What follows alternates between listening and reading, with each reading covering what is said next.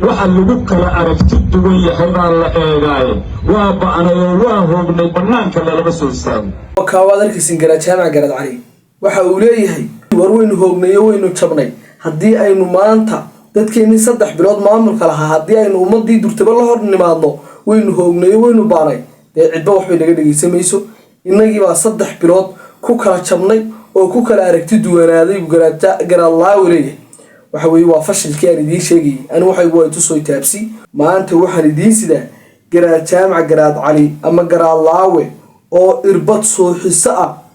shacabkii dhulbahanta ku miday markaan idin leeyahay irbad soo xiso maxaan uga jeedaa waan tusaya cadeyntiisa garaad jaamac garaad cali ama garaalaawe sida u taqaan maanta 2 qodob ay idinka sidaa odaygii caare sidoo kale waxay idinka sidaa hal qodob oo la yaab leh oo aan la filanayn inuu oran doono oo uu yiri ayaan isagana idinka sidaa marka ugu horeysa waxaan idinka codsanayaa inaad muuqaalka si share gareysiin like na saartiin fikirkaagana aad ka dhiibatid muuqaaladan soo socdeen falaqayn doono waxa weey fadlan haddaad nagu cusub tahay YouTube-keena subscribe saar haddii aanad YouTube-keega la socon wax badan baa ka dhiman tag oo YouTube-keena subscribe soo saar cabdixakidaya ku qoran aad iyo aad baad u mahadsan tahay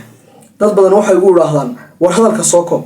markasta waxaan isku dayaa inaan hadalka soo koobo balse waa ila taraaraxa waxa weey waan magaranaysaa falaqayntan si macaan sidaay intaan wadi ka raali gelinaya inta hadda ka yimaado maanta waxaan idin sidaa ama galabta waxaan idin sidaa waxa weey 2 qodob oo biyo kama dhibcaana oo xaqiiqada aan idinka tusi doono hadaladiisa uu sarbeebayo garaad jaamac garaad cali hadalada uu sarbeebayo uu dadkiisa dhulbaante iyo magaranaysa isimadii kale iskaga aragti duwanaadeen in Puntland lagu beeriyo in maamul la dhisteen Soomaaliland ay ku soo noqdaan hadalla sarbeeba oo irbada soo xisada aan ka dhicin ayuu maanta garaad jaamac garaad cali shacabka dhulbaante la hor yimid waxa weey fadlan waxaan ka codsanayaa inaad muuqaalka si share gareysid waa codsigayga ugu dambeeyay muuqaalka share garee aad iyo aad baad u mahadsan tahay waayahay qodobka koowaad ee idinla wadaagaya waxa weey garaad jaamac garaad cali waxa uu yiri kolka SSC maamulkii aynu sheegnay maamulkii SSC waxa weey maamulkii aynu hore u dhisanay inagu aan yagleelanay aynu afka ku yagleelnay ayna cidna inoo dhisin ayna cidna magaranaysa maamulku meel gaara ina siinin waxa weey cid ku soo biirta mooyee cid soo kuma biiran taa waan ka jawaabayaa bal in yaroo naqan muuqaalkiisa horta ila daawo in yar laakiin sareer SSC inay cid ku soo biirta mooyaane cid kuma biirayaan arrinka meel ku qota garaalaawe waxa uu yiri SSC cid ku soo biirta ma aha cid ay iyadu ku biiraysaa haba yaraatee ma jirto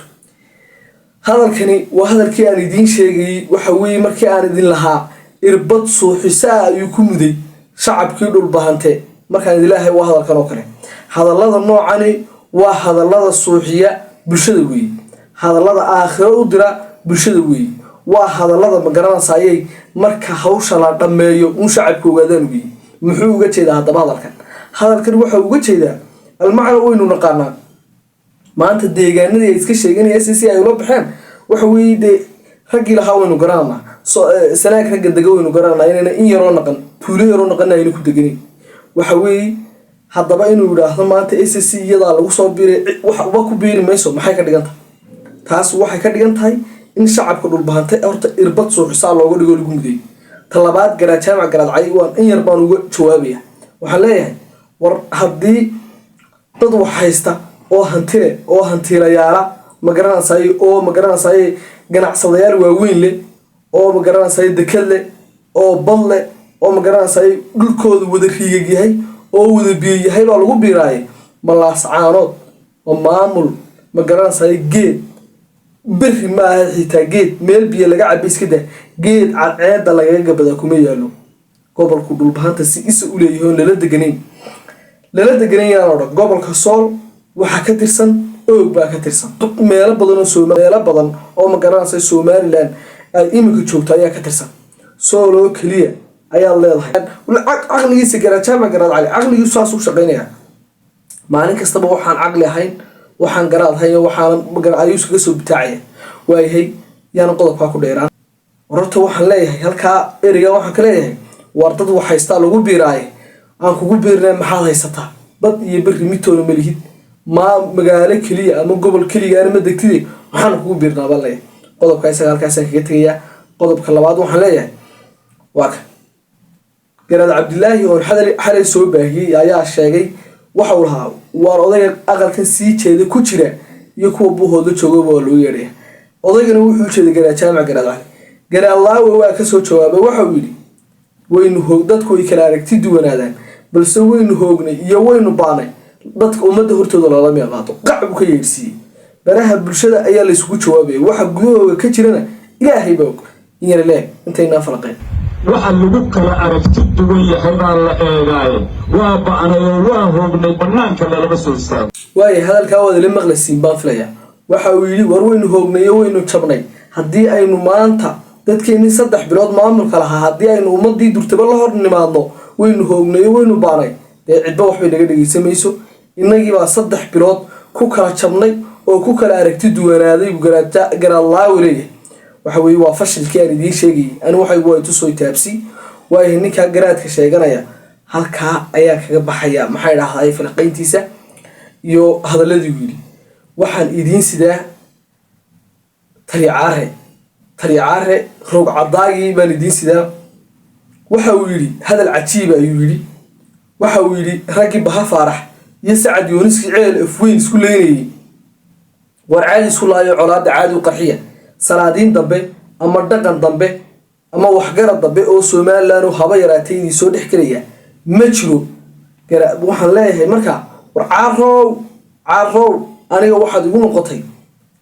dhuusa ku mooday laakiin xaar baad igu noqotay dhuusada urteedu way baxdaa daaqadaha waa la furtaa balse waxaad igu noqotay xaar haddii guri lagu dhaxaaro waa khalaas weey in la mayro oo la rafaado ama laga baxo labada mid weey kolka aniga waxaan ku mooday iyo waxaad ugu noqotay aad bay kala duwanaadeen bal intaana falaqayn hadalkiisa in yar oo naqay la dhigiso habal yoris bari iyo muusa bakul bari waxaan lahaa ma kala raaca oo si wanaagsan colaadu haysaga qaraxdo si wanaagsan isu dhameeya iyo guddiga garxajiisa ka tagta waxaan lahaa meesha dib haw tagina hadday doonto cadaantiisa ka qaraxdo ee dib haw tagina waayahay haddaba hadalka caarey wada maqlaysiin baan filayaa waa hadal cadwi waxa uu yiri baha faarax iyo magaranaysaa biciidihii qaybtii ka madaxayde baha faarax la oran jiray iyo magaranaysaa ragii sacad yoonis ee ka dhashay war dagaalka colaada caadi u qarxiya ereyga wuxuu uga jeeday waan dul istaagaya waxaan leeyahay laakiin taliyaare maanta kuma saxsanayn inuu sidaa u hadlo war dadkayga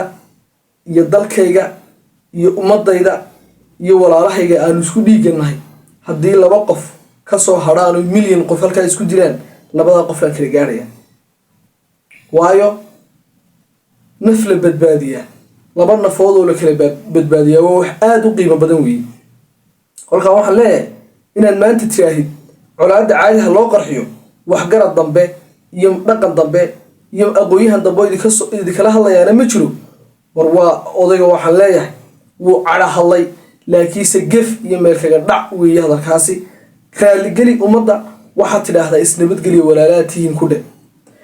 dhinaca kale haddii aynu ka eegno taliyaare wuxuu hadalka uga jeeday war haddii aydan kitaabkii qaadanay leedku dhaariyay haddii aydan qaadanay kitaabkii leedku dhaariyay oo 9 jeer leedi dhaariyay waxa weey bible-kii Axmed Khaliif sheegay ayaa leedku dhaariyaa waxa weey hadii aad diideen bible kitaabkii Ilaahay hadaa diideen wax kale yeeli maysaane bible leedku dhaari maaye waxa weey caadi u soo kala go'a oo istila rag way istila ama waa istaaya taana odaygu uga jeeday waxaan leeyahay hadii taa uga jeedayna caare hadalka waa sarbeebe waxaan leeyahay walaalahayga barta isku leenaya ee sacad yoonis iyo biciide waliba qayb kamida waxaan leeyahay war walaalayaal nabad wax alla wax dhaama ma jiro ma garanaysaa wax alla wax dhaama waxa tihiin 2 nin oo habro wadaaga 2 dumar ay kala dhalay wiil iyo abtigi baa tihiin waxa isku dishiin maanta idin dhex yaala ma jiro wixii hore waa dhiteen waxa dabana ka heshiye saaxiib yeelanteena muuqaalka muuqaalamada ku kulmi doono sida ay wax ka tagay salaam